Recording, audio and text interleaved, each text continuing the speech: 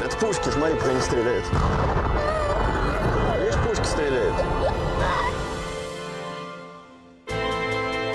Это фильм о судьбах людей, которым исполнилось 28 лет. Сейчас они живут в разных странах и даже на разных континентах. У них разное воспитание, образование, разрез глаз. Мы снимали их в 7 лет, потом 14, 21. И вот теперь первый круг жизни замкнулся. Но есть одно, то, что всегда будет объединять этих людей. Они родились в несуществующей теперь империи СССР.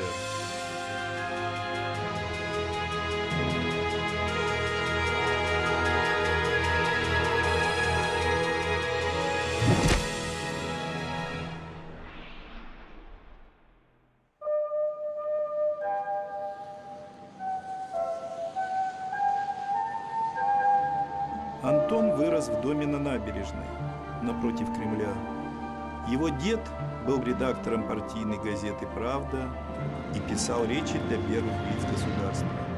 Шел 1990 год. Страна, как обычно, праздновала победу Октябрьской социалистической революции. Империя выглядела мощно, и тем неожиданней был ответ 7-летнего мальчика на вопрос, что же происходит в стране. Я думаю, что одни люди думают, что так лучше, а другие думают, что так. И идет борьба. И хотят, чтобы было по-ихнему, те и те. И к чему это приведет?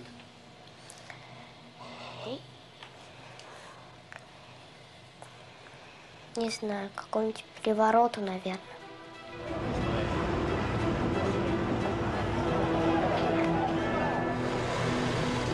Маленький пророк оказался прав.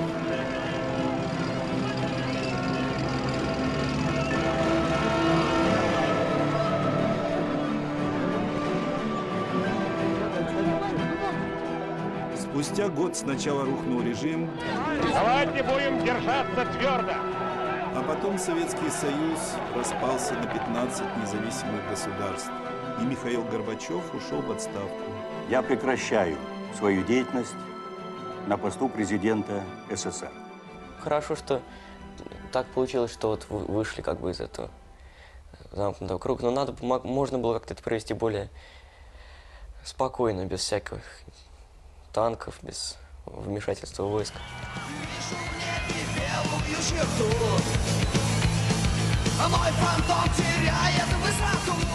Рок-концерт на Красной площади. 7 лет назад это трудно было представить. Антон прощался с империей. Ну, по-моему, у нас в стране только идеи были, потому что если бы у нас был социализм, то это было бы хорошо, потому что там всеобщее равенство, все хорошо. У нас же были одни проблемы. Диктаторы, эти Сталин, там эти живые трупы, как Брежнев, там же. Ничего было непонятно, народ запуганный был и, в общем, не разбирался. Потом железный занавес тоже, отсутствие информации, особенно о западных людях.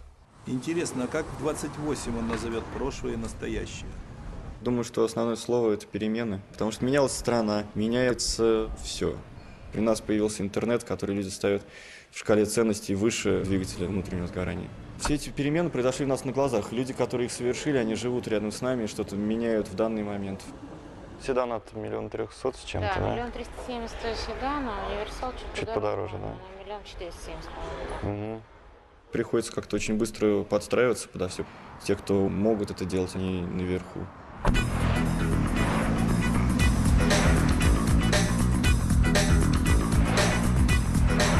И правда, Москва за 20 лет изменилась разительно.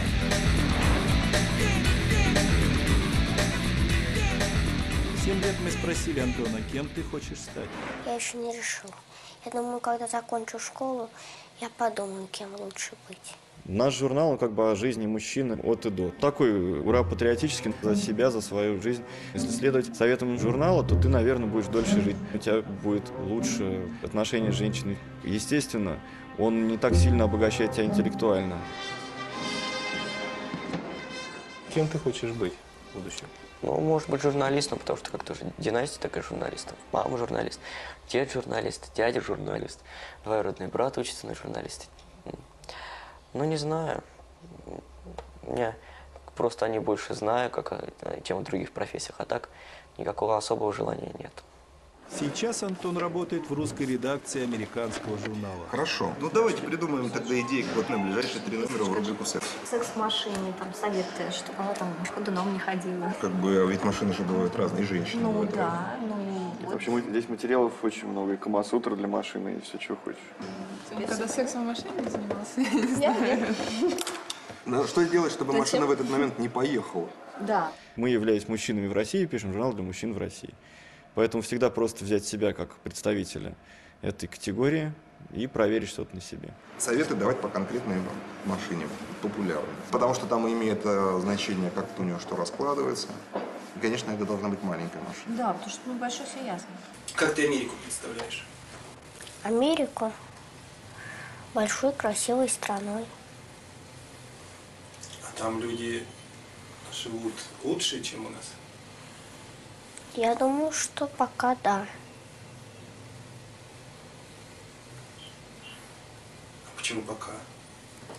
Потому что сейчас мы догоняем капиталистические страны. Что самое сложное в гольфе?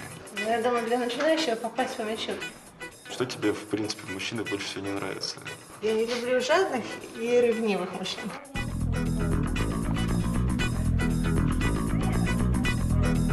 Антон уже зам главного редактора. Его разделы объект желания. И железо, машины, новая техника. У меня нет какого-то пунктика по поводу того, что написать книгу, оставить след в истории. Некоторые люди думают, вот какой я фигней сейчас занимаюсь. Я же такой великий. Я бы мог столько поведать миру. Мне хотелось бы быть важным человеком для моих детей, потому что как бы я понимаю, с кем я имею дело. Или для своих друзей. Зачем для этого писать книгу?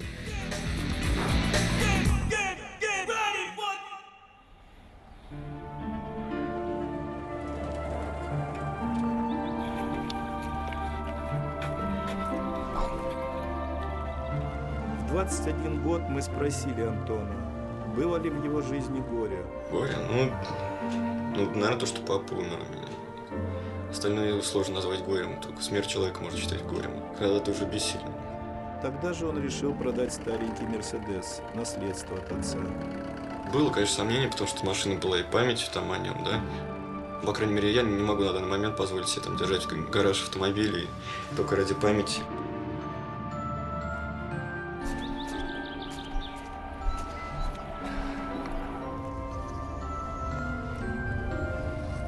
Скажи, а папа кем работает? Папа милиционером. Папа ко мне по выходным приходит, мы с ним гуляем. Это плохо, конечно. Потому что детям нужно, чтобы папа рядом был. Памятник никак не сделаю. Вообще стыдно. Что за столько времени так не сделали, мы, наверное, этим летом сделаем. Время потерь. Время перемен.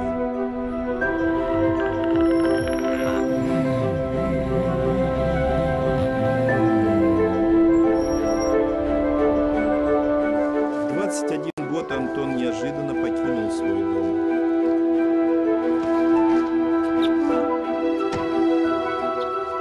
Он женился и переехал на съемную квартиру. Это наша теперь единственная комната. Зато наша. Ну, наши. Все есть. Шкаф, компьютер, телевизор, музыка, Юля косметика. Я не собираюсь рано жениться. Потому что свободу надо побольше. Лет к 30 поближе, что там женюсь, может быть. Посмотрим. В эти годы люди добивались свободы во всем. В архитектуре, политике, в семейной жизни.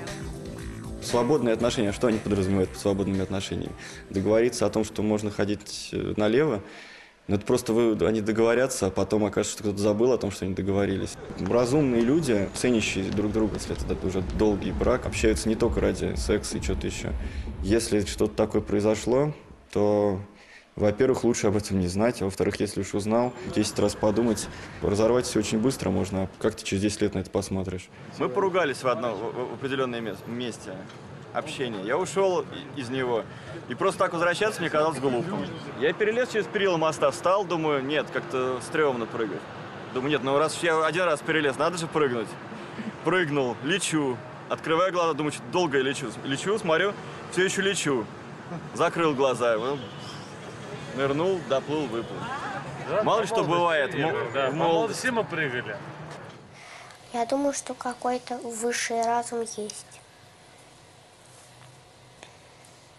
Думаю, что надо в него верить. Потому что если ни во что не верить, все равно ничего не получится. Привет. Сдаю агрегат. Пошли смотреть тогда машину. Пойдем смотреть.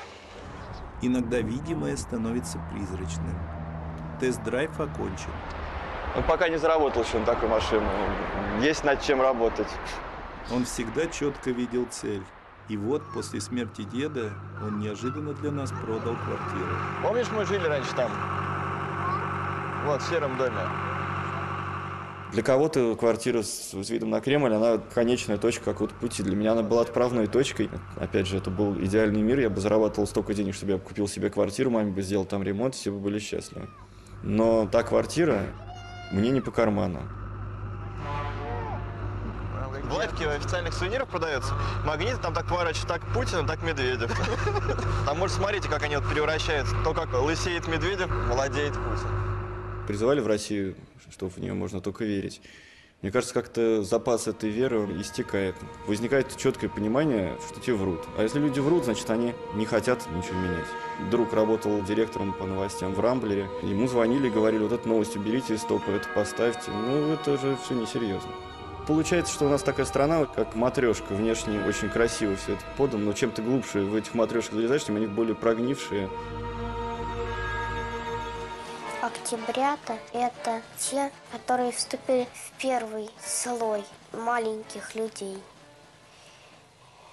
Уже как бы своя партия появилась. У нас эти партии, ты в них вступаешь не для того, чтобы что-то менять, как-то влиять на что-то, а для того, чтобы получить какие-то от этого преференции. Мне от них ничего не нужно. У меня есть маленькое мое общество, моя семья. Я лучше постараюсь в своих детей вложить что-то хорошее, и от этого я, по крайней мере, вижу отклик. Я хочу быстрее в вас одеваться. Ну, мы встаем раньше. Зубы чистил? Ну, ты сможешь опередить всех, чисти зубы, хочешь? У меня каждый месяц зарплата, определенная сумма расходится по разным благотворительным организациям.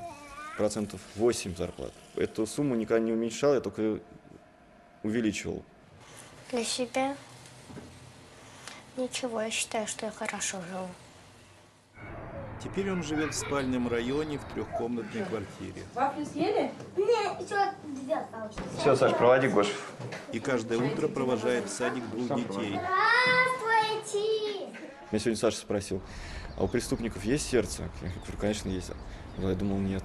Ну, невозможно, там, не знаю, днем людей грабить, и делать кого-то несчастным, потом приходить в семью и делать кого-то счастливым. Я бы не пошел на такую работу, ради денег точно. На данный момент, слава богу, там, тьфу-тьфу-тьфу, не приходится идти на какие-то болезненные компромиссы. Честно, вот если я большую часть времени как бы по течению. Другое дело, что я иногда немного могу скорректировать это течение или попробовать грести, но в сторону течения.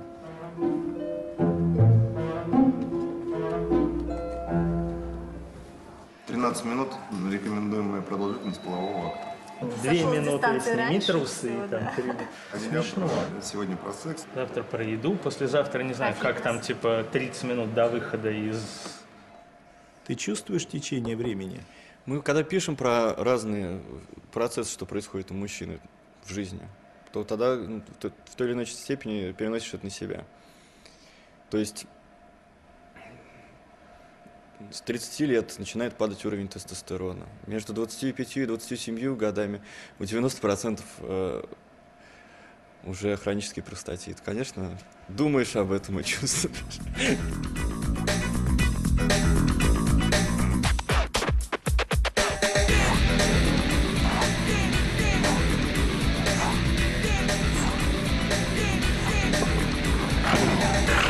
110 килограммчиков.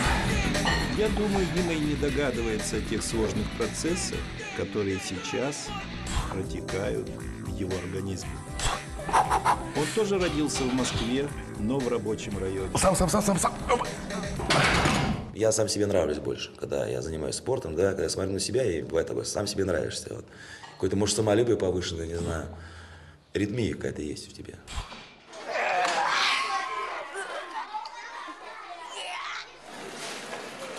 В 7 лет мы с ним посетили советский чудо-магазин. Успей, при вас, где масло? Не будет молоко. Сегодня выходной. Что значит эта звездочка? Значит, помощник Владимира Ильича Ленина. А в чем? Ну, помощник Владимира Ильича Ленина. В чем? Ну, что ты помогаешь ему? В чем? Нам не говорили. В 14 помощник Владимира Ильича Ленина стал рэпером. Мы все вместе ездим в клубы, в разные мероприятия, там рэперские фестивали, разные стритболы. Вообще рэп пошел с 50-х годов в кварталах Нью-Йорка, Лос-Анджелеса. Там танцевали наши черные братья, там в запустевших кварталах. Мне кажется, что музыка рэп – это не для богатых. В России опять был кризис. И люди выживали как могли. Петушок, курочка, яйцо снесла уже, смотрите. Большое яичко. Зима, холод и мрак, ты идешь, незамечаемый шаг. Пальцы замерзли, болит голова, а нервы на пределе, так всегда. Надо забить косяк, чтобы было так, как всегда, да.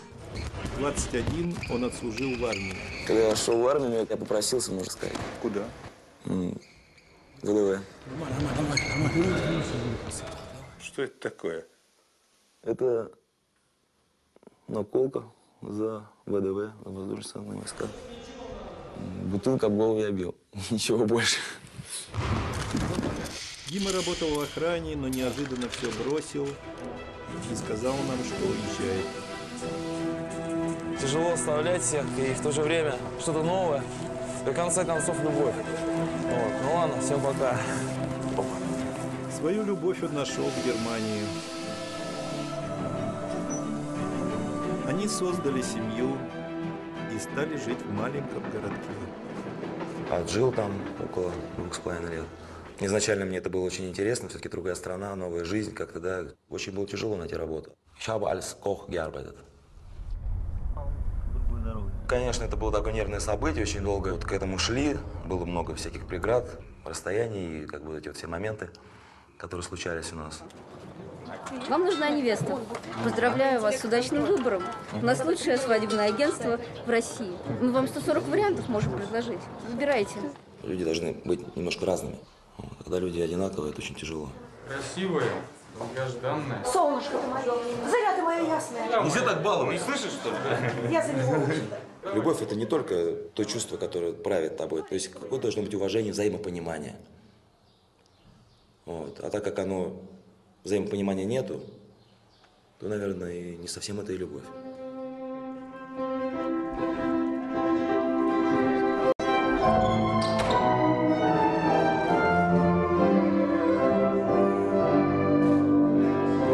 Уже этот день войдет в вашу жизнь как светлый и незабываемый праздник.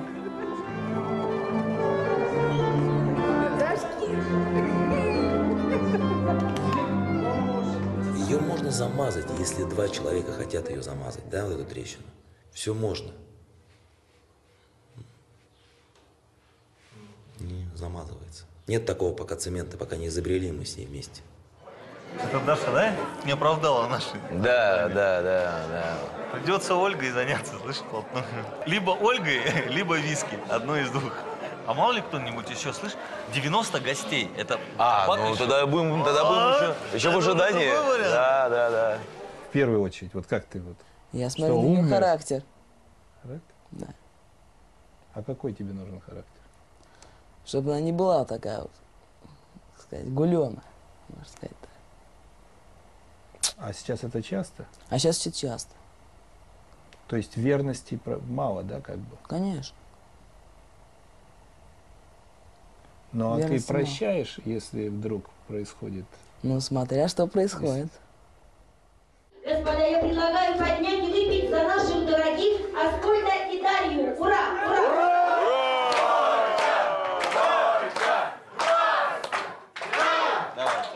За 2, за 6, за 8. Раз. И спички сделали.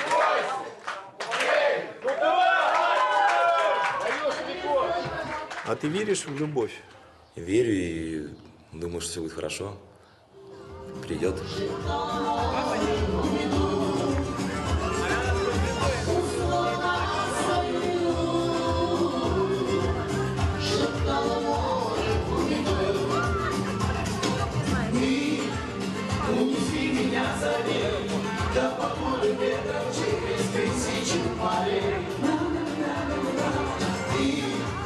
А еще будет семья?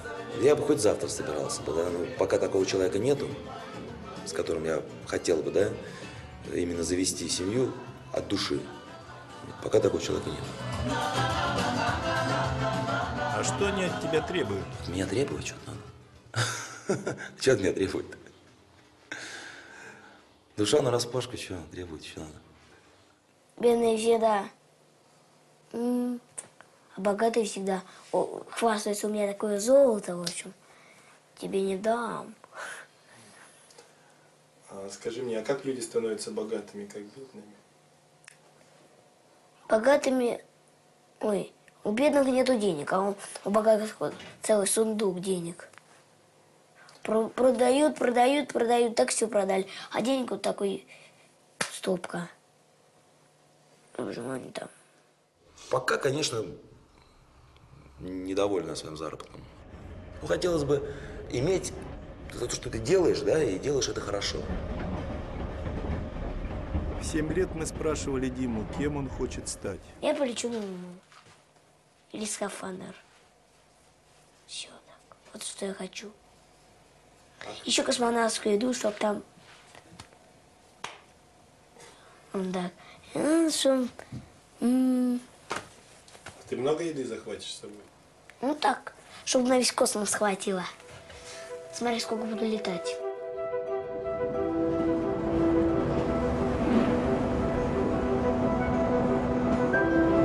Станция.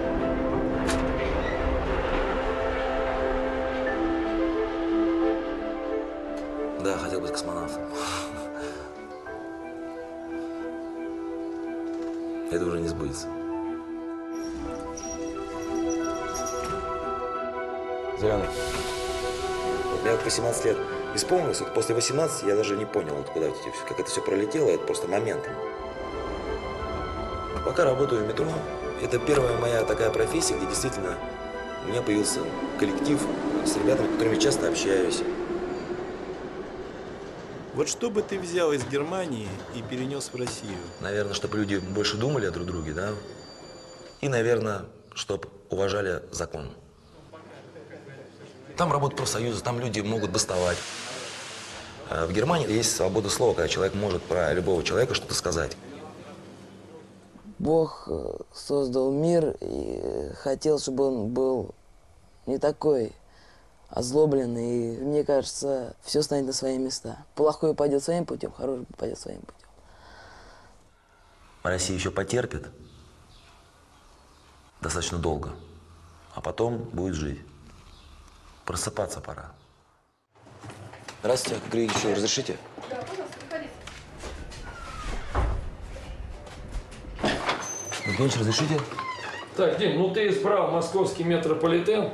Знаешь, здесь есть и карьерный рост, здесь есть и продвижение по службе, очень много важных, в общем-то, спортивных мероприятий здесь происходит. Ну, а дисциплина и спорт – это неразделимые понятия. Помни, что ответственность у тебя огромная. Это перевозка пассажиров, значит, ответственность за них. Всего самого хорошего, удачи, успеха, здоровья, всего самого и долгих лет жизни на московском метрополитене. Спасибо. Теперь Дмитрий машинист, а заодно и футболист. Значит, мат на поле убираем полностью. Междуусобицы между игроками тоже не присутствует. Ворот Андрюха начнет. Последний лютый, брак перед ним.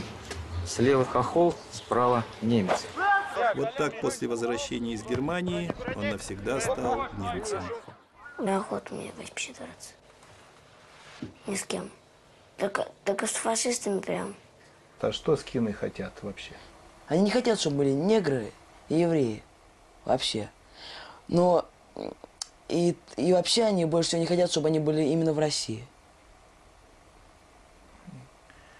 Скажи, а ты как относишься? И я отношусь к этому плохо, потому что в каждой расе есть хорошие и плохие люди. Я смотрел фильм про Гитлера, он, ну, как сказать, там много интересных идей. Вот, то есть закалка, как бы думала как о народе. Наверное, не знаю, может быть, как-то он неправильно думал, но все-таки вот этот вот что коммунизм интересная такая вот, ну, идея такая хорошая, да, с одной стороны. Что эта идея интересная, что та идея интересная. Ну, ни в одной из этих идей, в конце концов, ничего хорошего быть не может. Когда выбора нет, люди устают от этого. Они хотят перемен. К нему! К нему! Хорошо!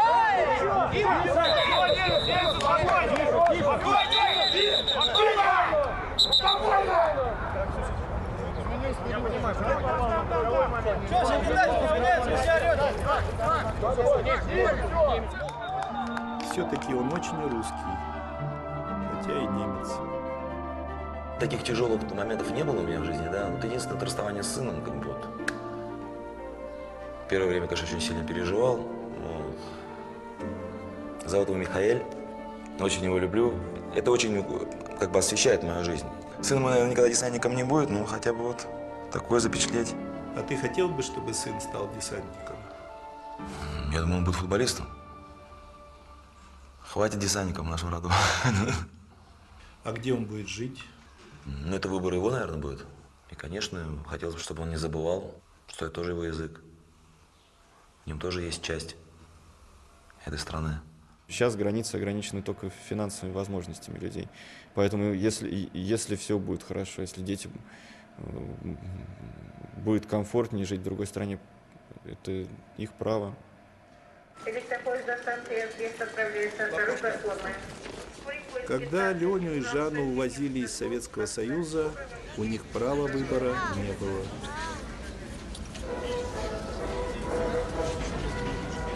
Родители переезжали в Израиль.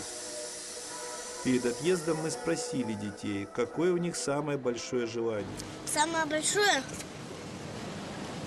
Что ты хочешь в жизни? Остаться здесь. Почему? Потому что бабушка остается одна.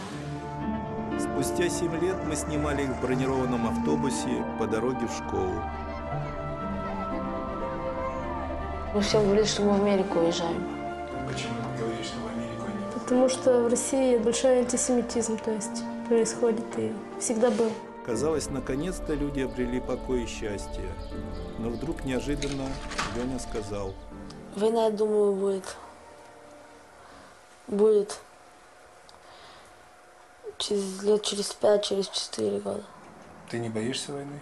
Я немножко боюсь.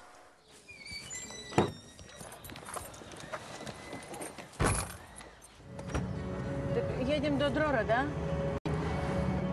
Леня, позвони обязательно, ладно? Сынок?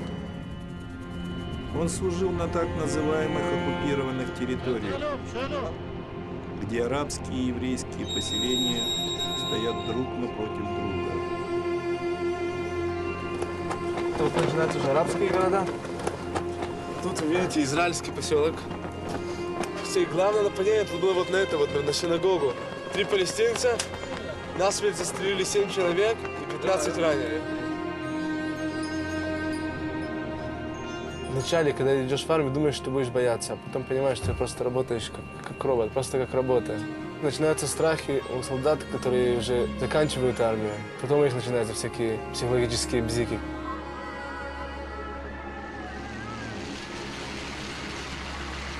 Жанна в 21 тоже служила в армии.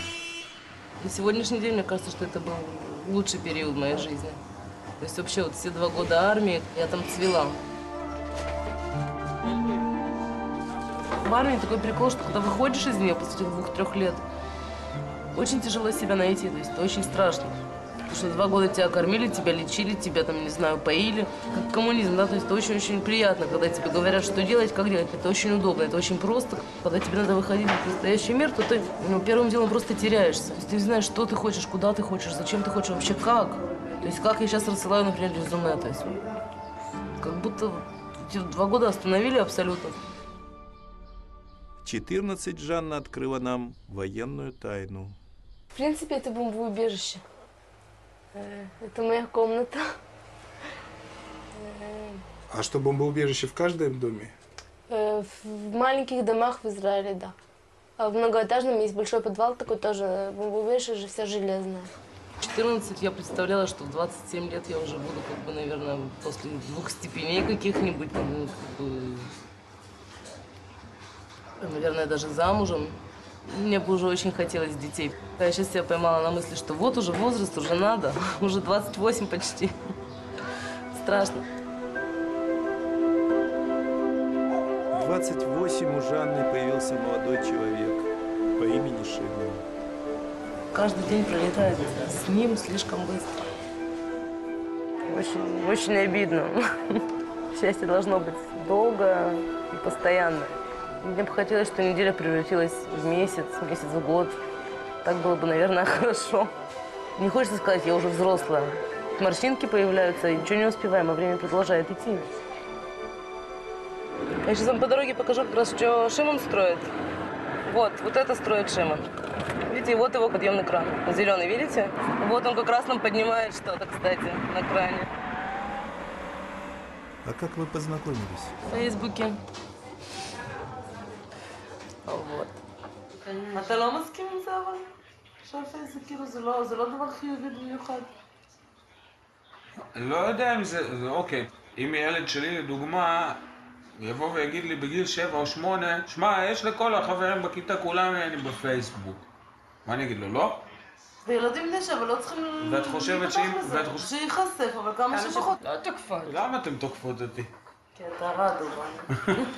Когда вот общались в интернете, то все-таки были какие-то там сомнения. Ты все равно не чувствуешь же человека. Когда мы встретились, наоборот, очень как бы все хорошо получилось.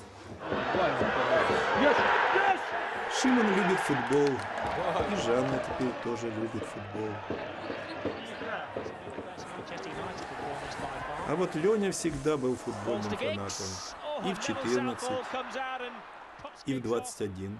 Ребята, играйте в футбол. Не с автоматами.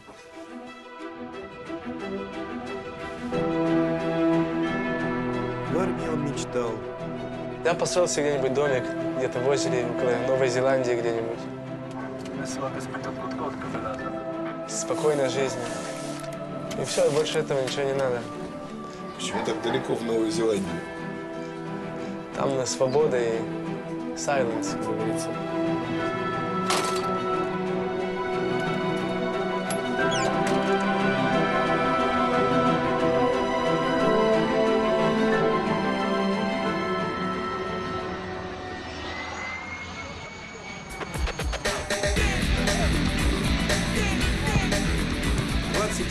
Мы его нашли в Аргентине за любимым занятием.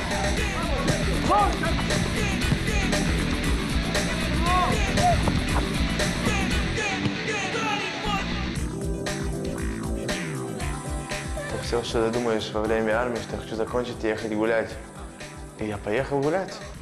И мы делали все, что мы всегда мечтали. Прыгать с парашютов, нырять в море, знакомиться с женщинами. И только тогда ты по-настоящему понимаешь, что ты проиграл в эти 3 года.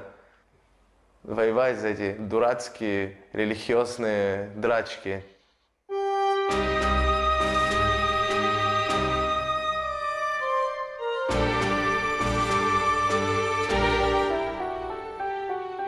Трудно понять этих людей, у которых нет ничего, кроме красивого моря. Они пьют ананасный сок, и они счастливее, чем все миллионеры, которые живут в Европе. Почему? Я-то 3 года все еще это пытаюсь понять, как они это делают. Я еще это не понял. Я еще не такой, как они. Мне надо определенное количество денег, чтобы делать то, что я хочу. Но мне не надо много денег, чтобы это делать. В всех моих прогулках по миру, я понял, что я люблю животных больше, чем людей. Каспер – это мой любимый пес. Его взял мой друг. Через 2 месяца он съел пол, диван, паспорт. И мой друг его решил выкинуть. И я его уже взял, потому что мы уже были знакомы. И сейчас он мой сынок. Будь здоров.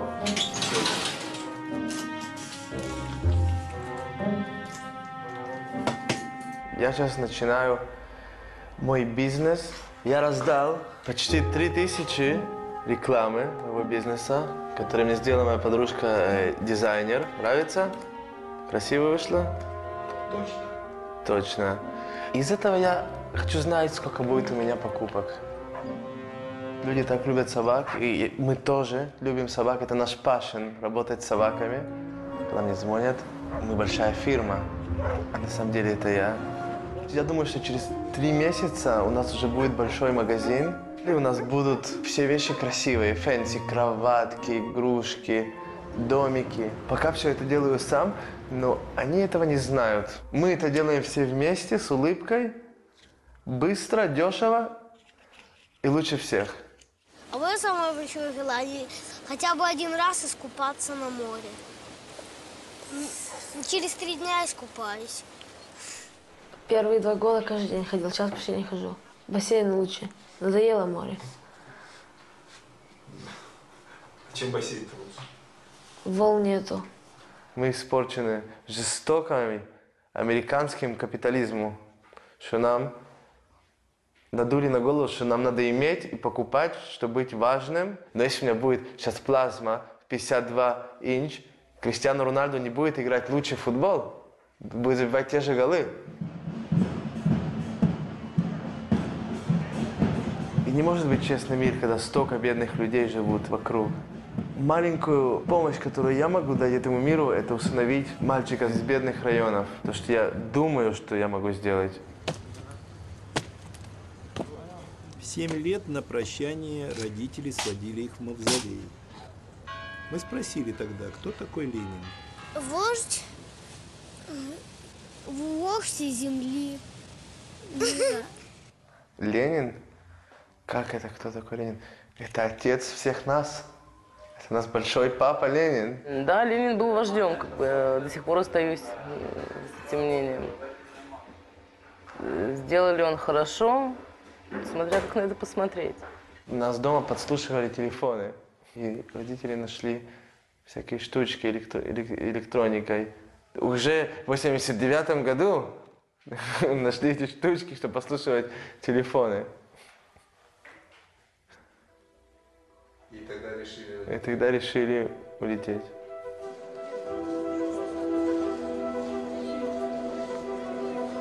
Они всегда были вместе.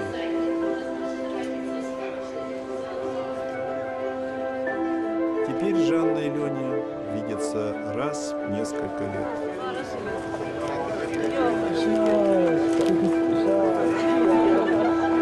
Я так соскучился.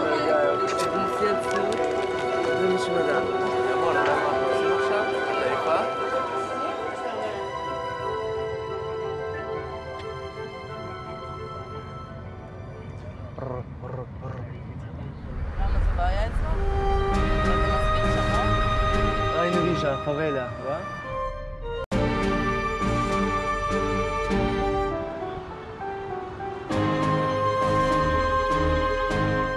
Как бы они ни любили друг друга, но окружающий мир видят по-разному.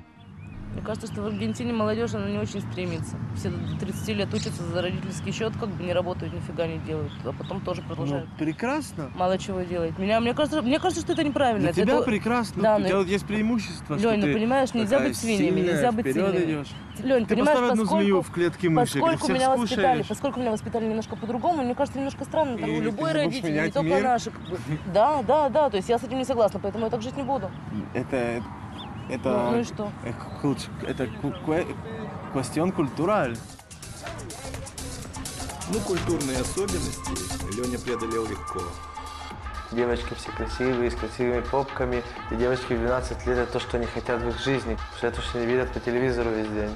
А у бедных нет денег на операции, потому что они очень дорогие. Так они придумали, нашли какой-то силикон, который с маслом, которым чинят самолеты. И они его вставляют в попу. И умирает очень много малолеток из этого. И что же ты им говоришь? Ты очень красивая. Ты с Аргентины? Наверное, по красоте вы с Аргентины. Им это нравится.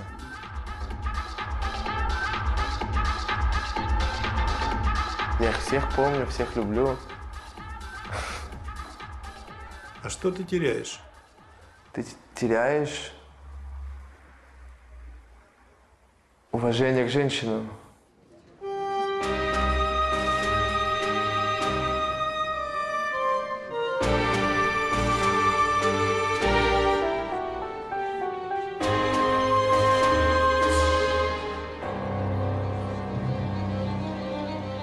Я верю в любовь, но я не знаю, если я ее могу найти.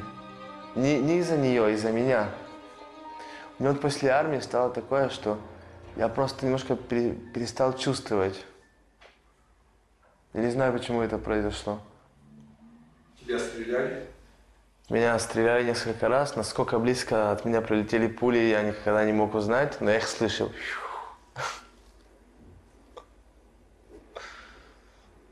Леня, ты стрелял? Я стрелял, но не знаю, если попал. Но закон жизни таков. Что бы с тобой ни происходило, улыбайся. Всю жизнь переживаю по поводу внешнего вида, например. Вот всю жизнь. С тех пор, как себя помню. Но опять же, маска была надета всегда.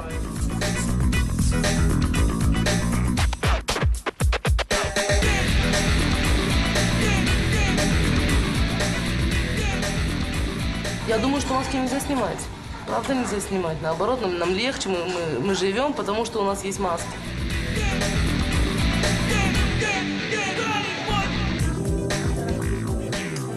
А может, Жанна и права. Во всяком случае, в армии она не была одинока. Ну, это потому что я классная и офигительная. Отсекаешь? Ну, естественно. Ну, что с ними еще делать? Те, которые не понимают, им надо как бы хорошо внушить, лучше с молотком, чтобы они поняли.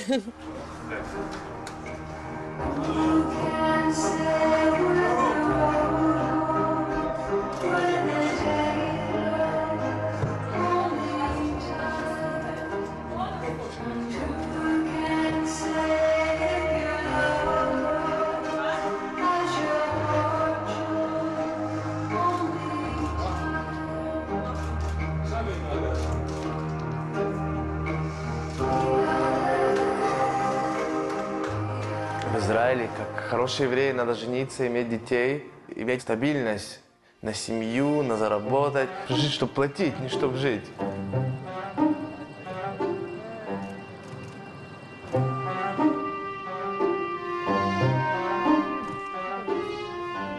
Семья важна, чтобы не остаться одиноким в этом мире.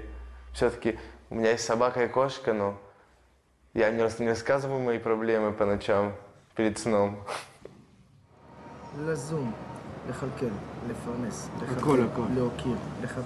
Женщина у меня будет из Бразилии, а мальчика я бы усыновил. И так оставить жену красивую, без живота. Начиная с 7 мы их спрашивали, есть ли Бог. Нет, я думаю... Почему ты так думаешь? Потому что его на свете никто не видел. А ты как думаешь? Я думаю, что тоже нет. Если есть Бог, он такой злой, даже если верю, так я не буду ему молиться. Но я не верю. Ну, все понятно. Я тоже абсолютно не верю в Бога. Я думаю, что если верить, то верить в людей, в окружающих на самом деле. У меня до сих пор свободное отношение к вере. Шимон не то, что религиозный, но он верит. Да, он соблюдает субботу. Я соблюдаю субботу с ним, потому что я уважаю его и его мнение.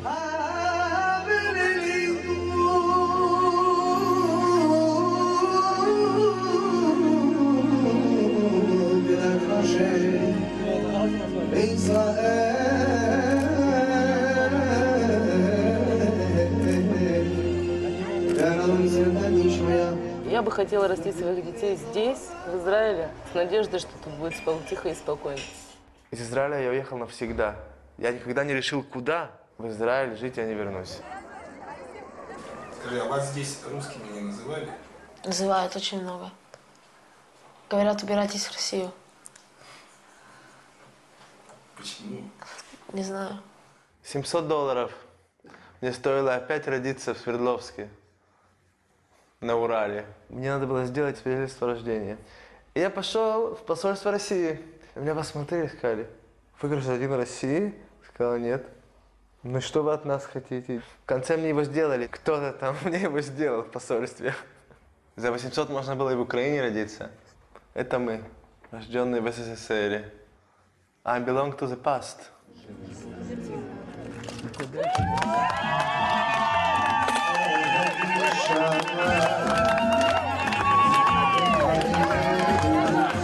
Жанна и Леня живут в этом сложном мире без страха и уныния. В далеком 1990 году мы их спрашивали, что их пугает. Там флюгер, там, по-моему, еще что? Какое-то чудовище. Морское чудовище. Это не страшно. Если я почувствую, что кто-то из моих близких находится в какой-то опасности, мне будет абсолютно наплевать на всех окружающих. Я сделаю все для того, чтобы с ними все было хорошо. А от чего все-таки революция возникает? От какого? От одного умного человека в том месте, где происходит эта революция, который правильно направляет людей.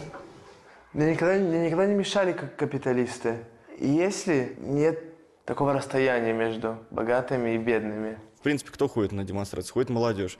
А у нас ходит какая-то молодежь, только такая маргинальная. А остальные либо это просто обсуждают между собой, либо им пофигу, они там сидят, пиво просто пьют. Ты много революций пережил? Да, я пережил 2 революции. 12 часов я вышел на улицу. Как обычно, хотел поймать такси, а он большую цену сказал. Я говорю: почему такая цена? Вчера же все нормально было. Он говорит: в городе бензина нет. Революция. Смотрю, машины перевернуты, горят, беготня это. Я посмотрел, действительно понял, что это страшно. Много человек погибло от пуль снайперов, которые защищали Белый дом. После этого был хаос, безвластие в стране, мародерство. Когда Алмазу было 7 лет, он первый раз увидел танки и узнал, что такое комендантский час. Алдымен өзбектер мен қырғыздар соғысып үшін ошон үчүн комендантский час кылды. Түнчүндө жаш балдар киного баратпай, ошон үчүн бычак менен сайып өзбектерди бычак менен сайып кетпedi. Значит, нельзя выходить в 12 часов на улицу. А иначе что? Убьют. Русская девочка Настя, как и Алмаз, родилась в Киргизии, на границе с Китаем. Но к киргизам у нее было особое отношение. У тебя есть друзья киргизы? Меня нету. Просто я боюсь их. 14 страхи были забыты. К Насте пришло чувство легкости и беззаботности.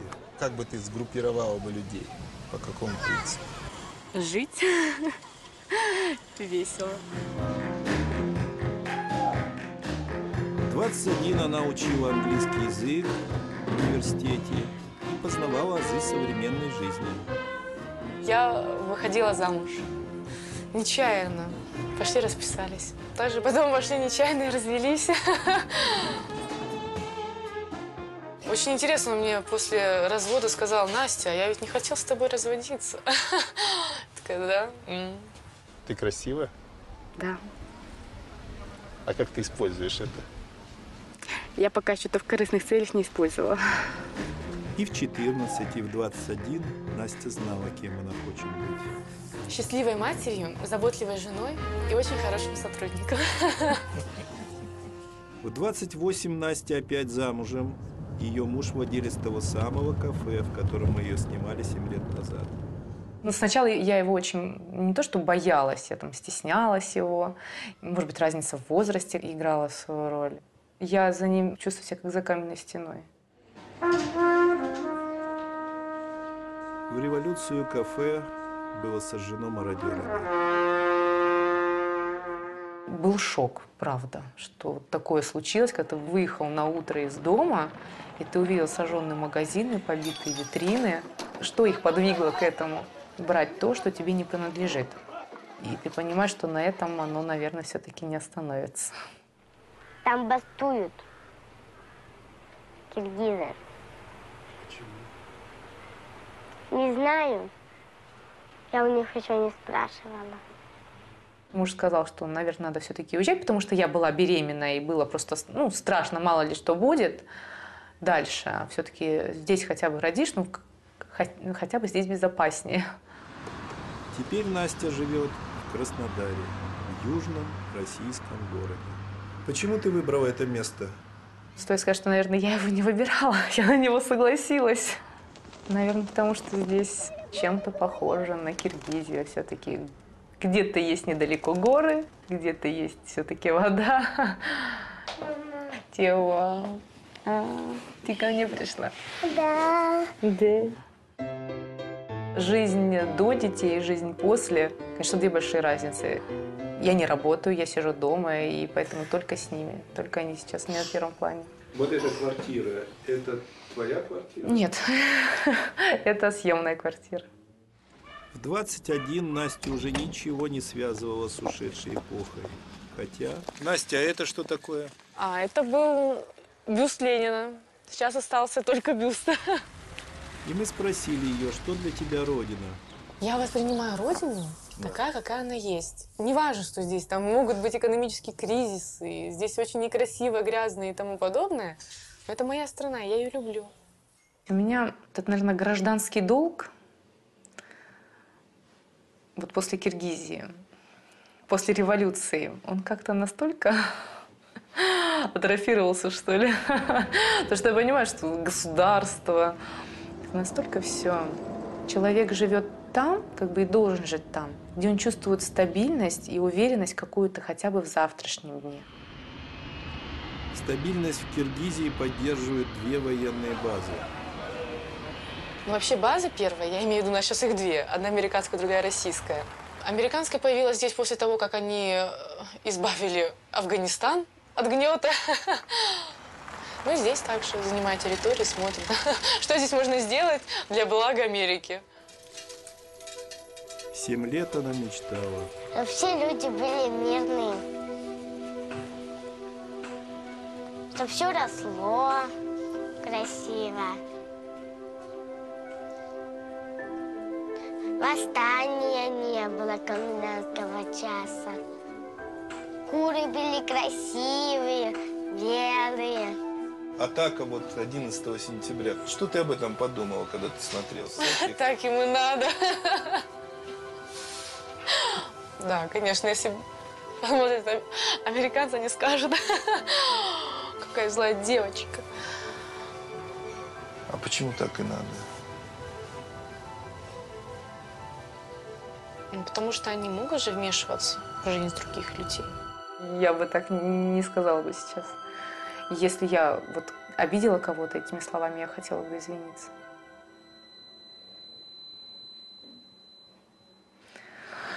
Тяжело, конечно. Теперь Настя сама стала жертвой революции. Там остались все мои родственники, абсолютно.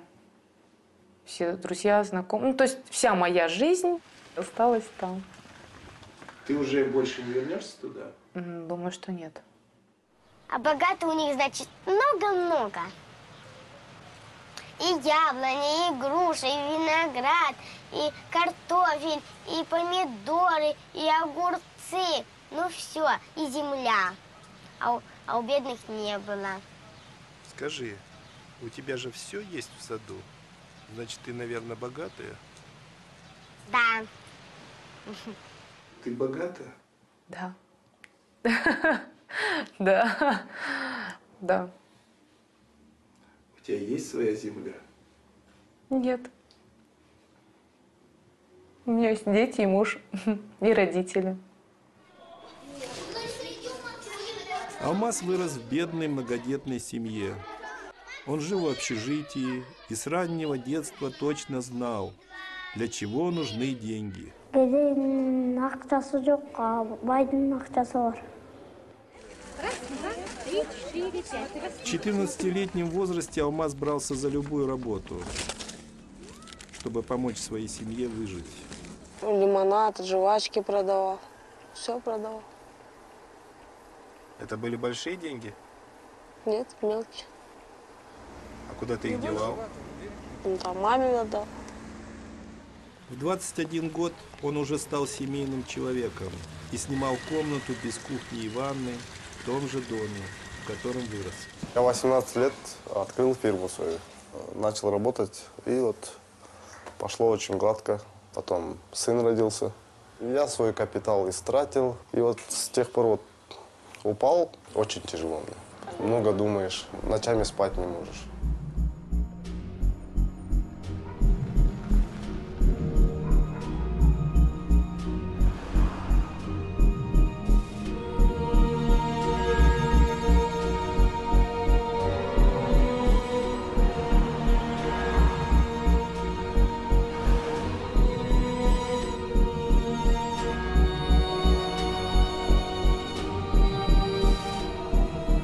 Я живу в России.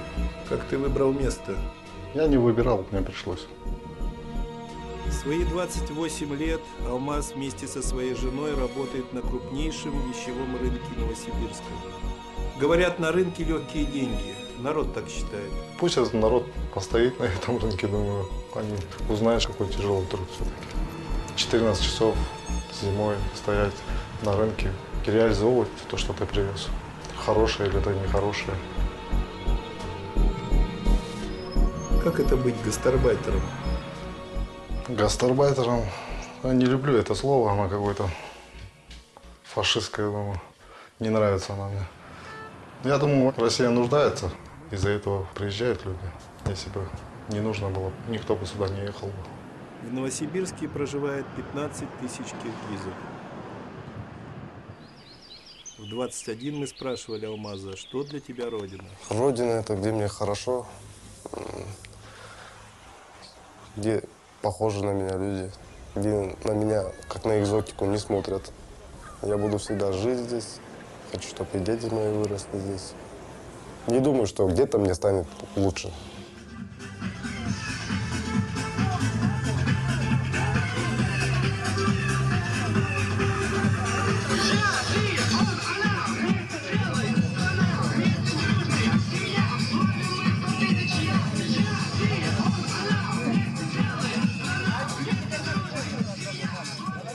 Ленин был знаком каждому школьнику.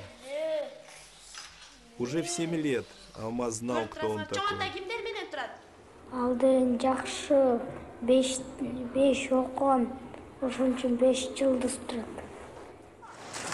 В 14 лет Алмаз еще ездил в летний пионерский лагерь, сохранившийся от советского прошлого. Хотя сам образ ушедшей империи стал для него далеким прошлым. Там в книгах написано, что СССР, знаки какие-то, ну эти, флаги.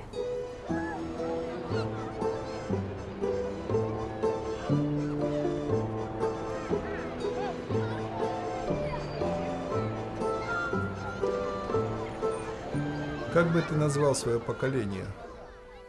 Ну, наверное, мы сироты. Конечно, страны разделились, потерялись, наверное, в какой-то смысле. И в эти 20 лет вся моя такая активная жизнь прошла. Думаю, что лучше бы, наверное, так было бы, как при Союзе. Все работало, фабрики, заводы, люди жили одинаково.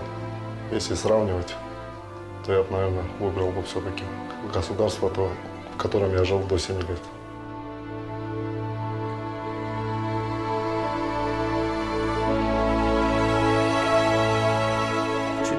Мы спросили Настю, могли бы республики соединиться вновь? Когда-нибудь, да. Почему ты считаешь? Хорошая тоже когда-то должна наступить. Сначала нужно, наверное, себя поменять, а потом уже на государство смотреть. Здесь очень много людей надеется на государство. Для меня это было несколько каким-то шоком. То есть они ходят, они жалуются, они там пишут. Они, значит, как-то себя не могут реализовать. И они винят в этом, наверное, государство. Это моя точка зрения. Знаете, мне это даже чем-то Советский Союз напомнил. Ну, раньше эти коммунисты, они все навязывали. Вот эту свою партию, КПСС, члены там. Надо быть комсомольцами, пионерами, всякие организации, в них вступать, там, всякая работа, всякие субботники. Сейчас, конечно, этого нету. Легче стало. Все, контрольный! Контрольный! И действительно стало легче.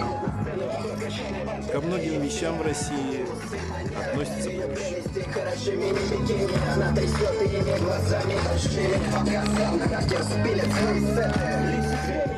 Как ты относишься к сексуальной свободе? Не то, что противник. В общем, нет и все. Не понимаю это. Меня отец в демократии воспитал, он это всегда делает. Что хочешь, то и делай. Женись на африканке. То есть никаких барьеров. Уже в 14 Алмаз пользовался популярностью среди девочек разных национальностей. Ты можешь показать росписи? Могу. Покажи. Первый отряд, второй отряд. Их там много, там перечисляют. У него все происходило раньше других. В 19 родился сын. Ребенка надо планировать. Это уже не Советский Союз, где государство смотрело, помогало. Сейчас демократия. Каким бы ты хотел видеть сына? Он свою жизнь прожил честно. Все люди уважали его, знали как честного человека. Просто я хочу, чтобы сын стал офицером. Хотел бы, чтобы он школу ФСБ закончил. В 28 у него уже 2 сына. Скажи мне, а ты веришь в такие вещи, как любовь? Конечно, верю. Вот как раз у нас любовь, а не привыкание. Это и есть, наверное, тот стержень, который удерживает в трудные моменты. И в 21 это сохраняло его. Раньше обманешь, скажешь все, что лишь бы деньги заработать. А сейчас я думаю, что если Бог даст, Он даст и так, без этого. Не хочет, да, хоть что делай, все равно этого не добьешься. А ты завидуешь кому-нибудь? Да, но я с этим борюсь. Внутри меня революция бывает. Как-то не течь по одной реке, как она идет. У меня есть совесть.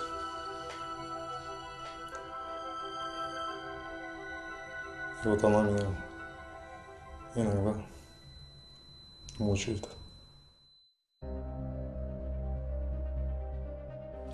Мне кажется, я мог бы сделать больше и лучше. Что-то как-то вроде не везет, что ли, пока. Не на максимуме я нахожусь, а на минимуме каком-то, не знаю, вот. То ли, не знаю, то ли времени не хватает, то ли ленюсь где-то. Каждое новое поколение становится эгоистичной и хочет больше денег, и больше диверсион, и больше вещей для себя, и больше забывает о остальных. В какой-то степени размен квартиры был больше... Я шел против маминого желания. Было опасение, что я делаю ее несчастной. То есть она прям в какой-то момент очень сильно... Я уж не знал, что с этим делать, но я как бы в итоге все-таки продолжил этот размен. Есть такие поступки, за которые мне и стыдно, и вообще лучше бы их не было, и не помнить про них совсем. Мы познакомились с Ритой далеко в Сибири, на берегу Байкала. В маленьком поселке 20 лет назад развлечения у детей были простыми.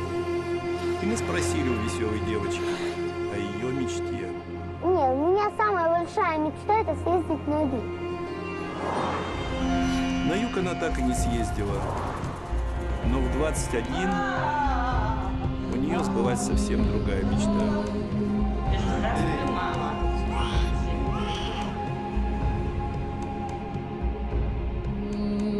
Я хотела девочку.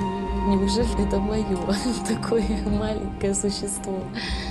У меня теперь ребенок маленький. Я за него теперь в ответе. Пока она маленькая. Из роддома ее встречали только отец, мать и брат. Мы закрыли специально, чтобы не заморозилась. Я осталась вообще одна с Сонькой, как говорится. Если бы не мои родители, никто мне, короче говоря, там не помогал. Он, когда пришел с армии, его уже не интересовало, значит, там ни Софья, ничего.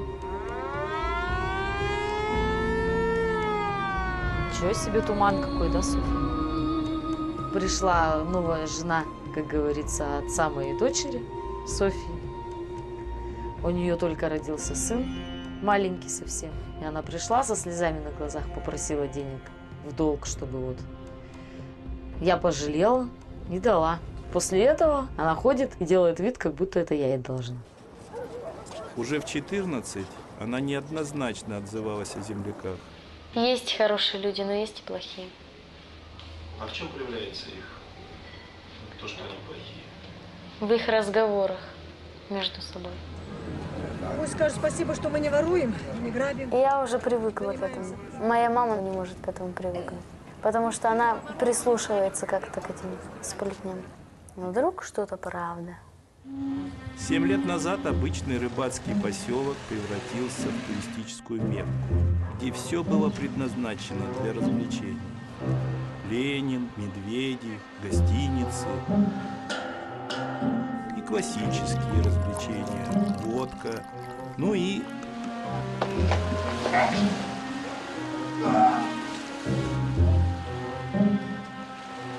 время перемен также коснулось семьи Риты. Отец скопил денег и купил лесопилку. К каждой ситуации надо приспосабливаться. И к любому времени тоже.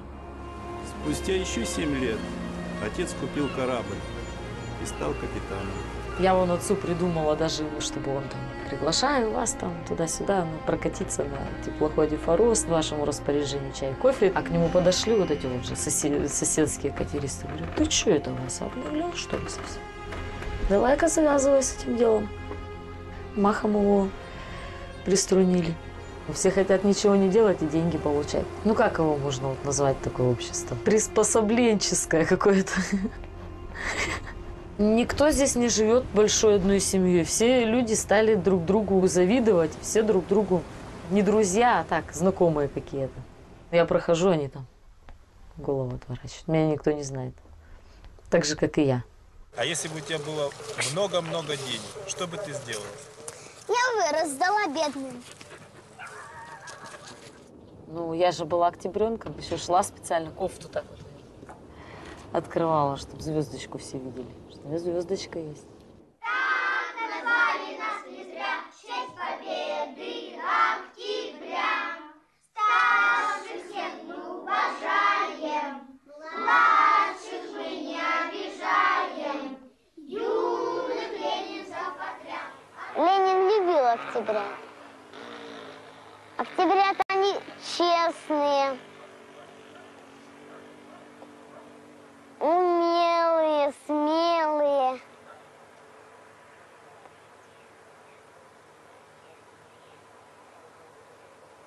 Они все говорят правда. А ты всегда говоришь правду? Иногда. Иногда обманываю. Можно даже и не обманывать, а просто ничего не говорить. Молчи. Как ты оказалась здесь? Я заболела и оказалась. Но я не хочу об этом рассказывать. Я не из-за того, что я там жизнь самоубийством хотела покончить, а я просто хотела напугать всех. Но получилось чересчур, конечно, раз я в больницу угодила. Не бойся, я же с тобой. Ты боишься, что ли? Да. Что, обратно пойдем? Пойдем, ладно. Ты когда-нибудь чувствовала приближение смерти? Я? На себе? Ну да, несколько раз. по крайней мере, мне было страшно, что это вот может произойти. 7 лет мы спросили Риту, что такое смерть. Ну, смерть – это когда человек уходит из жизни навсегда и больше не возвращается. И все. Никогда не возвращается. 31 мая позапрошлого года был молодой человек, его убили. В общем, несколько раз камнем по голове, я находилась на 4-м месяце беременности. То есть, ну, уже все там было, как говорится, мы уже пожениться должны были, и все на свете. И там мне досталось, как говорится, а он не выжил, он умер, короче. И меня вот почти весь год, почему я ни на работу никуда не устроилась, у меня был выкидыш, короче. И я, в общем, у меня все вот так вот. И весь год меня на суд возили. Что-то вспомнил.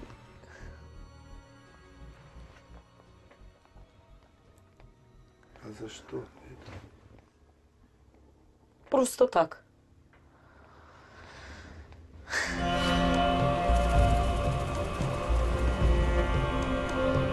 Первого мая такая погода была солнечная. Мы вышли. Они переплыли, там озерцо такое небольшое. И все, и понеслась там. Да самому старшему 22 года, их 6 человек. На похороны я не ездила, не смогла, короче говоря. И за все вот это вот то, что они сделали, одного посадили 7,5 лет ему дали. Все. Так что вот это вся, короче, безнаказанность.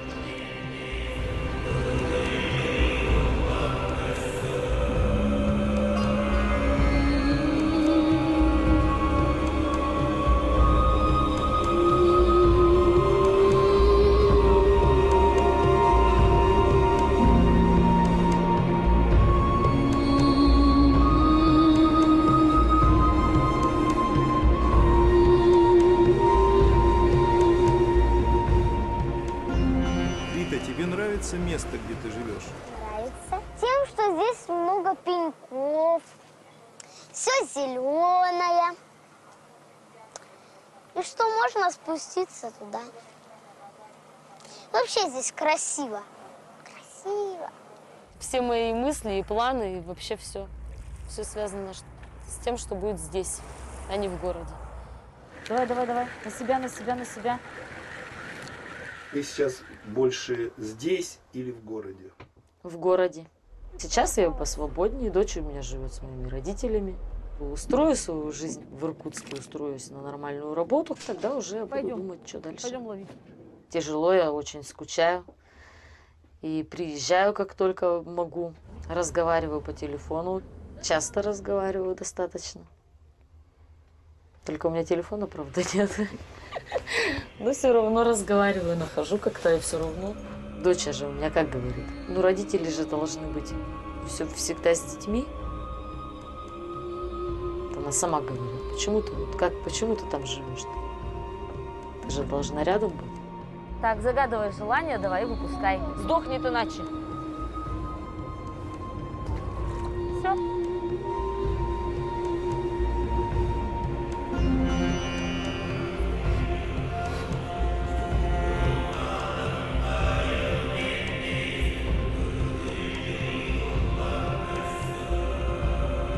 Муж жил в Байкал со своей дочерью с Ангарой. И Ангара полюбила Енисея и решила от своего отца убежать. Когда он спал, она начала убегать потихоньку. Но он проснулся, кинул большой камень и перегородил ей дорогу. Но все равно она потихоньку убегает. Ты убегаешь от своего отца или нет? Ну да, в основном да. Твоя вчера тебя ждала весь день. Короткий день свидания с дочерью закончился. Ты мне звонить будешь? Позвонишь мне? Или я тебе твою бабу? Бери телефон или у деда. Ладно? Все, а потом с тобой пойдем гулять. Ладно? Загорать пойдем на Байкал. Пойдем? Купить тебе купальник? У меня есть купальник. Есть? Ну, маленький, наверное, уже Соня. Синий, голубенький. Наверное, маленький. Давай красивый другой тебе. Ну давай, если ты хочешь. Все, держи куколку. Пойдем на маленькую. Много красотуля. Ну, ему на лапка.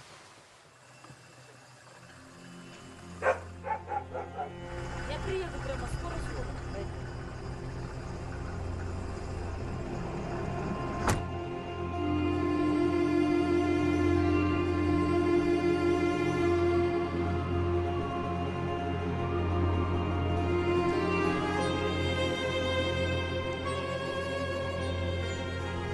Рита бывает у дочери крайне редко.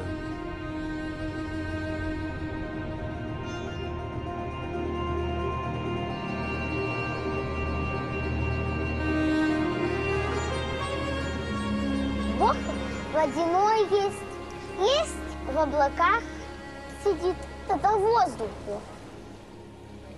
А в воде обыкновенный король сидит на троне. Нет, я думаю, что он там, по-моему... Да это вода обыкновенная. На окраине Иркутска у нее временное жилище, где она живет с другом. Ругается не хочет. Сейчас он зайдет в дом. Не хочет, чтобы его снимали.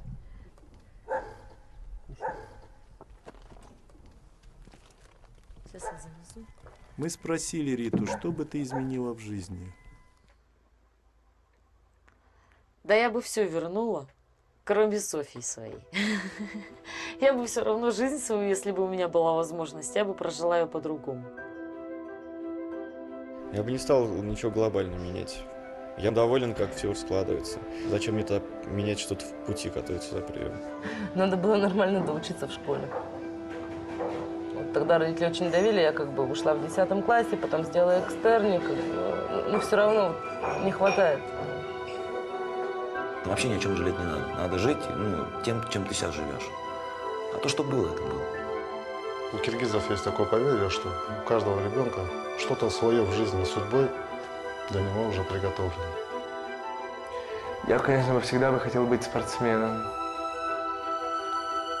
И я не говорю о шахмате. Для меня шахмат – это не спорт. Поэтому мои дети, то, что они будут любить делать, туда их буду толкать. Пытаться делать то, что они любят, а не то, что я думаю, что это правильно.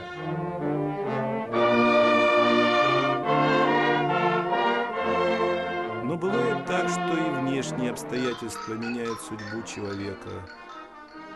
Когда мы познакомились с Андреем, он учился играть на флейте. Так, это первая фразка. И вот ты ее исполнил, и кто тебя будет слушать, тот не поймет, что ты исполнял. Почему? А вот попробуй пропеть «Ма-ё». Ну-ка, попробуй. Что у тебя получается? Маленькой ёлочки. Вот так вот. Бег на месте, бег на месте. Раз, два, три, молодец. 7 лет жизнь Андрея полностью зависела от чужих людей. Вот в своей жизни есть людей, которых ты любишь? Да. Свою семью. У тебя есть семья? А? У тебя есть семья? Да. Кто у тебя есть? Бабушка. Брат. Папа с мамой умерли.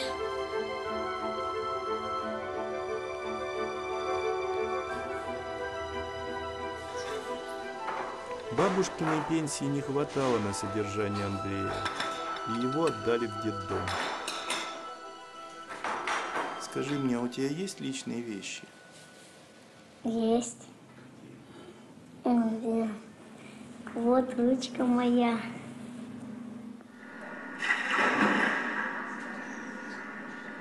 В 14 жизнь Андрея круто изменилась.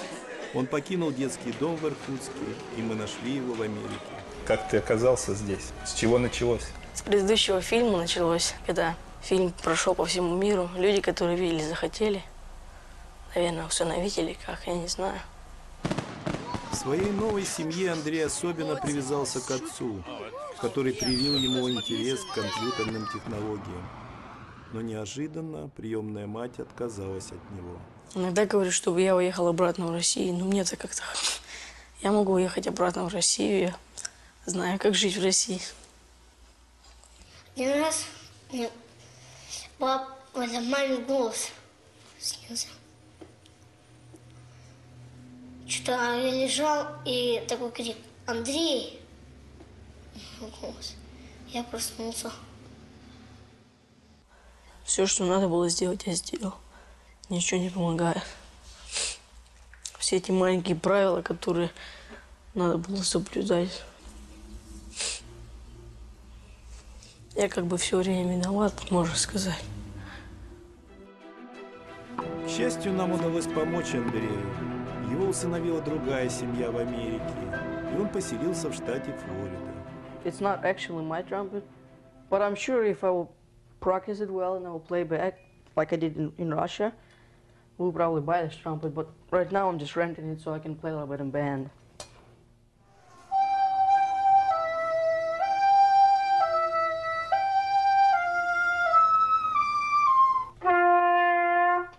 That's all. Они квартет с милицией и с пожарниками играют.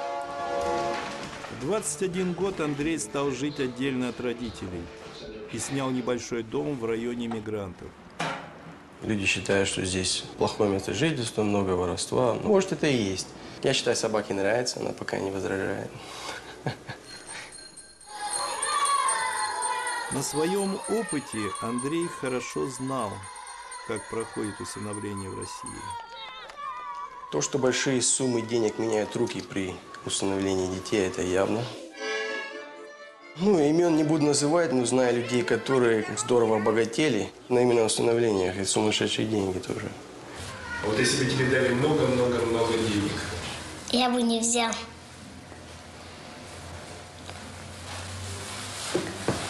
Почему? Неохота быть богатым. Андрей бросил колледж, чтобы преуспеть в компьютерной индустрии. Я начал работать над проектом, который я обязательно закончу, в развитии компьютерного бизнеса по обеспечению связи, засекреченной связи. И я хочу развить бизнес и помогать бездомным детям. У меня мама, ему 2 года.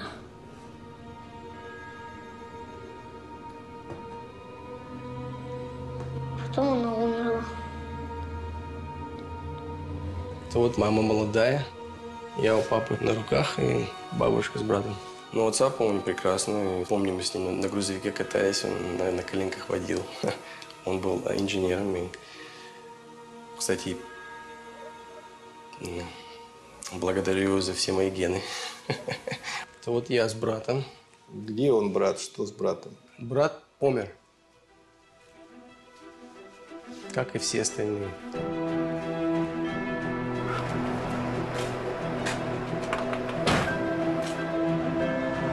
Ну, я себя чувствую русским. Всегда буду русским. Я даже планирую в будущем проживать в России. И похоронят меня в России. Нельзя изменить человека, нельзя его вытащить из своей шкуры, поставить другой какую-то оболочку. Это просто... The people in here thought that I was like in a bird cage and now I'm free. So they pretend to show that this bird came out of, and get free. I just like to keep it in there because it looks more like some kind of Moscow cathedral and remind me of my country. I don't think I feel more free now. I mean, I have different kind of life here than I had in Russia. В последнее время у меня нет времени на жизнь из-за этого проекта, поэтому я хочу чем скорее, тем лучше довести его до окончания и возвратиться к жизни. Я занимался серфингом в океане, играли в разные игры. В общем, все то, чем молодежь занимается в любой стране. Вечеринки, алкоголь, все это. Когда-нибудь провинюсь? Я так кричусь, а молитву еще не знаю. Мне бабушка один раз рассказывала. Я ее забыл. 28 лет мы встретились с Андреем в доме его родителей, который находится на территории закрытого коттеджного поселка, элитного поселка.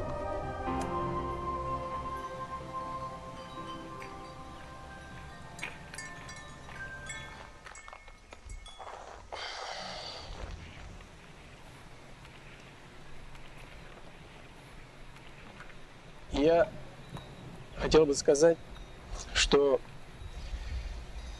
я не желаю сниматься в фильме. Это ни в какой степени не зависит от самого фильма. Это просто мое решение. Я не желаю углубляться в причины. Наверняка некоторые из них мне даже самому не совсем понятны. Спасибо. I would just thank God for everything He done for me in my life, for the plan that He planned for me to live, and for helping me to go through all this experience, bad experience and good experience that I have gone through. But I think everything lined up with good. В нашем проекте, как в жизни, кто-то уходит, кто-то возвращается. Следующая наша героиня отказалась сниматься в 21 год. Рад вас приветствовать за игровым столом, за которым мы с вами сейчас будем играть в игру «Мафия». В этом городе у нас с вами противоборствуют две основные силы. Одна сила – это у нас с вами мафия, их функция – убивать. А второй клан – это клан мирных жителей. Перед вами стоит выбор. Первый мир – это тот, которого у нас с вами уже больше нет, это СССР. А второй мир – это у нас с вами тот мир, в котором мы с вами живем. Не хочется в Советский Союз, потому что там уныло, серо. И секса нет, да? Вот я хотел бы быть тем, с нынешней информацией, кто с очком бы поймал Ленина и не позволил бы Советскому Союзу быть. В прошлое прыгать не захотела бы ни за какие ковришки, а остаться в настоящем и делать будущее с удовольствием в качестве делателя. Почему вернулась? Потому что, наверное, мне есть что сказать. Честно говоря, уже в 7 лет Асе было что поведать людям. Например, в астрологии. Я родилась по знакам Венеры, богини Венеры. Это богиня любви. Тогда я сразу влюбляюсь. Настоящей любовью всегда был ее город, Петербург. В 14 у Аси появились нотки сомнения. Я могу, может быть, пользоваться успехом в качестве друга, но не более того. Почему такая обреченность? Она не обреченность. Просто мне все это не нужно. И я знаю, что я не буду пользоваться успехом. Я жду одного, который будет. Один единственный. Мне вот хватит.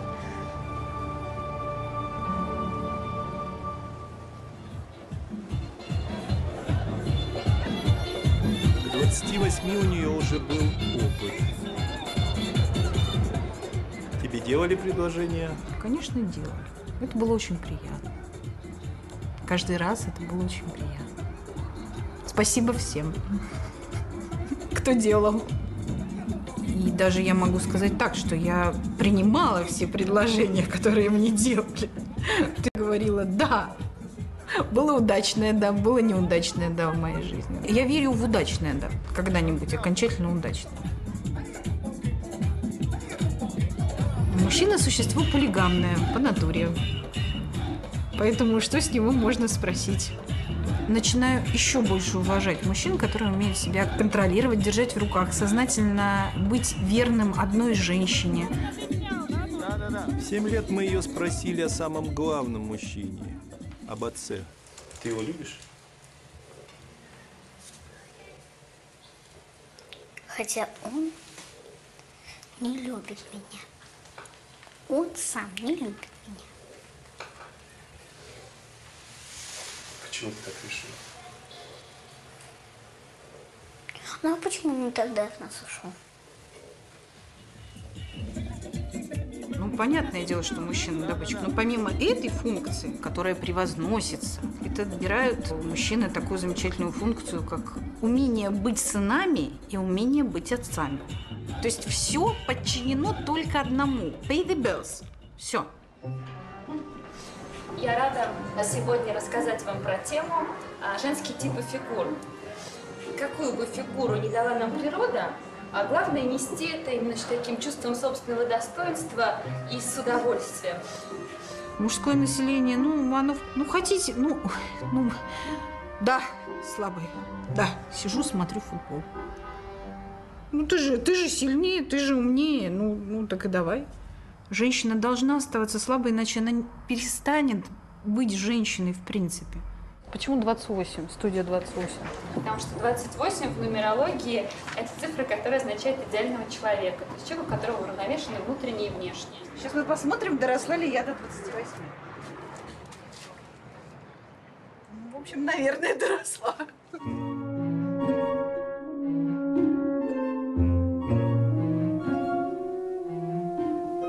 Меньше стало, наоборот. В жизни каждого человека бывает, что он вдруг сжимается и отступает от себя самого. Это был сплошной ад. То есть я буквально катилась вниз по лестнице. Я не знала ни конца, ни края этому. Попала в очень такую непристойную компанию постепенно. И, в общем, как-то я сама не принимала участие. То есть они там все курили, пили, кололись. Я пока этим ничем не занималась. Вот сейчас может быть пропасть. Вот сейчас я туда прыгну и все. И будь что будет. И мне как-то далось вдруг видение нашего мира параллельно с другим миром. Может быть, я видела какую-то часть мытарства души. Богооставленность приводит к самоубийству или к смерти, которую человек сам ищет. Самый большой страх – прийти к этой точке итоговой, да, то есть дойти до ручки. Самая глобальная цель жизни для меня все-таки – стать матерью.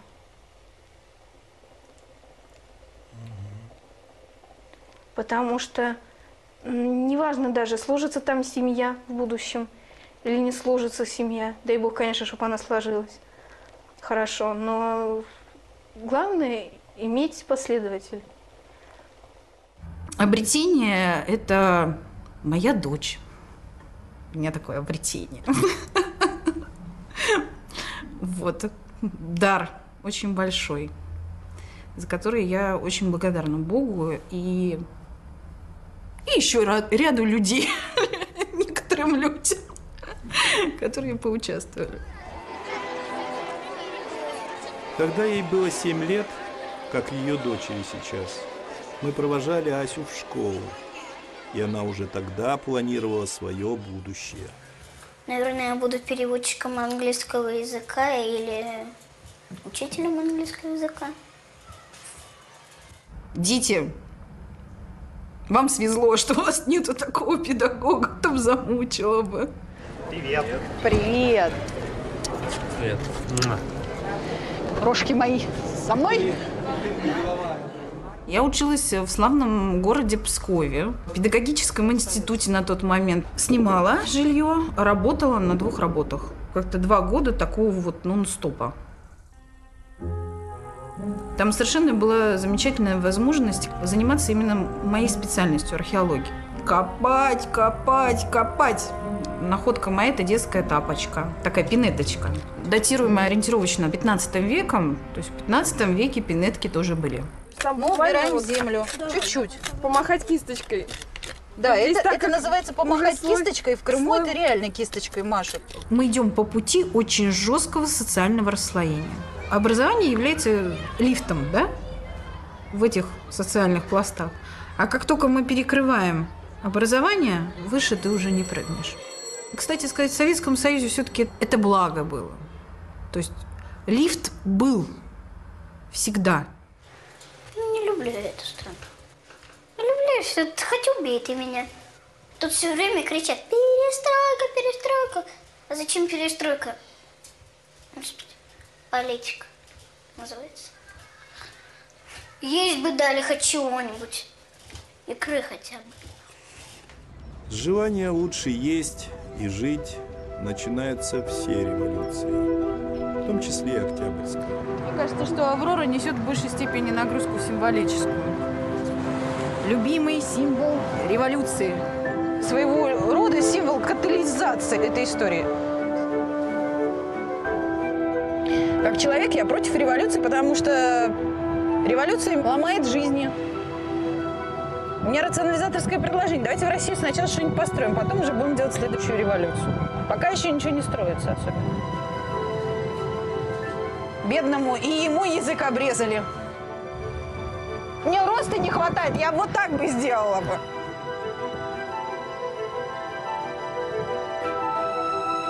На амбразуру бросаться не буду, но дуло закрою. В какой стране ты живешь?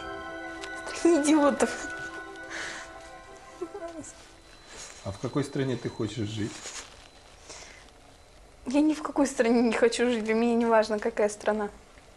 А почему страна идиотов? Ну, я не знаю, но иметь такие богатые ресурсы и использовать их по-идиотски.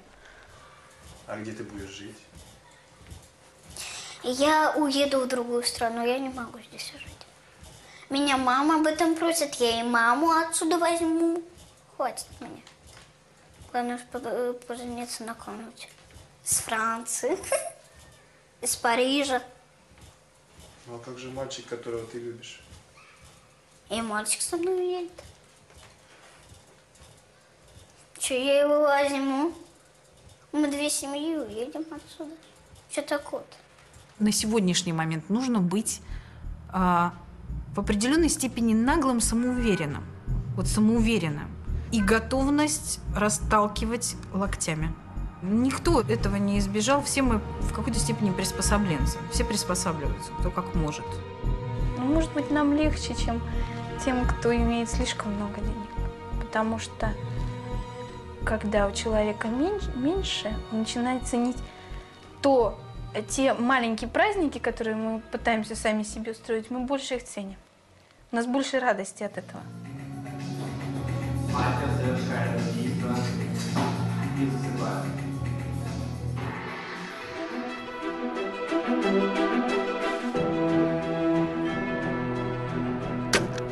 Скажи, ты живешь от ума или от сердца? От свободы.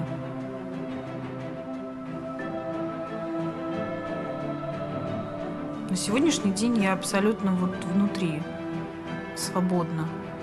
Поэтому у меня ум и сердце, они ищут постоянный консенсус. У нас такая замечательная свобода выбора, что мы в любой момент можем поменять свой путь. Мы всегда можем взять свою жизнь в свои руки и делать ее. Что дает тебе вера?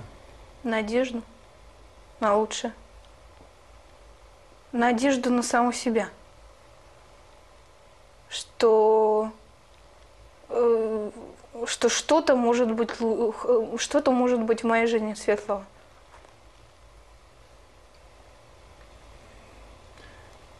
Ты чувствуешь просто недостаток этого? Ну, наверное. Есть дорога, по которой я иду.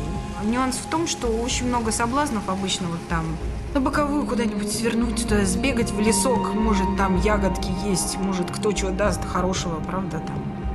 Вот, нет. Есть эта дорога, по ней надо идти. Если вы жизнь проживете не только на уровне тела, но и на уровне души, а если подниметесь до уровня духа и ощутите это в полной мере, то кем бы вы ни были, где бы вы ни были, к этому стоит идти. А если простыми словами сказать, избегайте пустоты, наполняйте свой замок.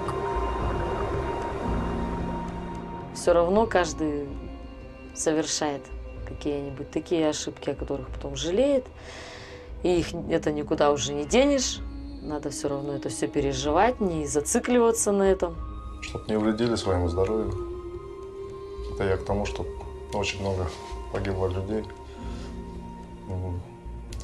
Ошибаются один раз наркотики. Они потом уже не отпускают. Мне сейчас самому надо восстановиться, поэтому желать чего-то, как жить другим, там еще чего-то, я не знаю. Чтобы люди выходили на улицу не только в Израиле, везде, также и в Аргентине, также и в России, не боялись друг друга. Социальная защита, чтобы будет развиваться спорт, чтобы будет меньше коррупции, чтобы люди были немножко добрее. А когда это все будет на хорошем уровне, люди и добреть начнут. Потому что злые все от чего? От того, что, наверное, не так все хорошо. Все, что у меня есть и где я нахожусь, это то, что я сделал и то, что я заработал. Я никого не буду обвинять и не буду кричать, у меня не было шансов, не было денег, это судьба. Тут около этих небоскребов эти домики красные, бедные, как раз в этом районе родился Диего Армандо Марадона. И это говорит все. Перемены всегда требуют жертв. В 20 веке мы приносили в жертву идеям миллионы человеческих судеб и жизней. Что в 21 веке будет принесено в жертву? Если это уже отмирает, то что бы ты с этим ни делал, он все равно уже не будет жить. Может быть, в этом веке и это все уже разрушится. Вон в некоторые камни попадали. Непонятно, WC написано. Что-то. Ну, как говорят, хочешь рассмешить Бога, расскажи о своих планах. Я не знаю, кем я буду через 7 лет. Как получится. Я надеюсь, что все будет хорошо. Просто да, мы говорим про 7 лет, а что такое 7 лет для того же Стоунхенджа? Сколько лет он стоит уже? Все поменялось вокруг.